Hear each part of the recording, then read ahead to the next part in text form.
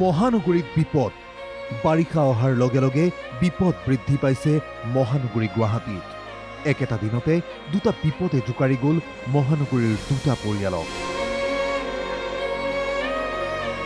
মহানগৰীৰ কটাহবাৰী নিজৰা পাৰতে ভূমিস্খলনত মৃত্যু অষ্টম শ্ৰেণীৰ ছাত্ৰৰ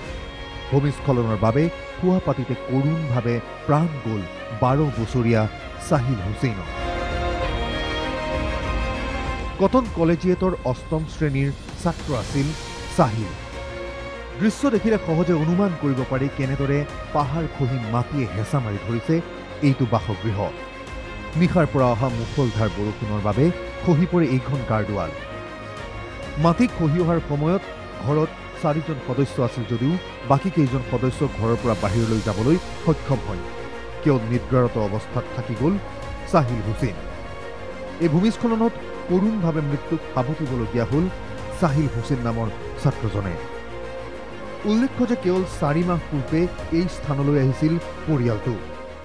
ৰাতিপুৱা 7টা বজাত আমি উঠিছিলোঁ কিন্তু ই কৈছে কি মই স্কুল নাযাওঁ মই অলপ শুই দিওঁ মই লোকে শুবা যদি স্কুল নোযোৱা শুই দিয়া বাবা শুই দিয়াৰ লগে মই বাহিৰত ওলাইছোঁ ৱালটো পৰি গৈছে দাদা সাহিল হুছেইন 12 বছৰ মই 4 মাহ হ'ল আহা ইয়াত আনহাতে মহানগৰীৰ বশিষ্ঠত আন এক ঘটন বশিষ্ঠ বাহিনী নৈত উঠি গ'ল এটি কন্যা শিশু ভগ্নীৰ সৈতে নৈত জাবৰ পেলাবলৈ আহি উঠি গ'ল প্ৰীতি শীল নামৰ শিশুটি এই ঘটনাৰ পাছতে অঞ্চলজুৰি সৃষ্টি হৈছে হাহাকাৰ পৰিস্থিতি অৱশ্যে উঠি যোৱাৰ কিছু সময়ৰ পাছতে 6 বছৰীয়া প্ৰীতি শীলক উদ্ধাৰ কৰিবলৈ সক্ষম হয় স্থানীয় ৰাইজ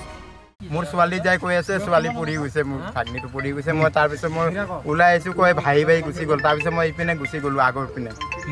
পিনে গ'লোঁ আগৰ এই টাৰ্ণিংটোৰ ওচৰত গ'লোঁ তাৰপিছত দেখা পালোঁ চেণ্ডেলটো ভাহি আহিছে মই গ'লোঁ তলে আগত গ'ল নেকি তাইটো ফোন কৰিছোঁ ফোন কৰি কিনে ভাইটিক ফোন কৰিছোঁ কৈছোঁ যে বজাৰ পিনে চাচোন তাতে ভাহি গ'ল নেকি তাৰপিছত এইপিনে আহিলোঁ তাৰপিছত মানুহজনে ক'লে যে পাইছে ইয়াতে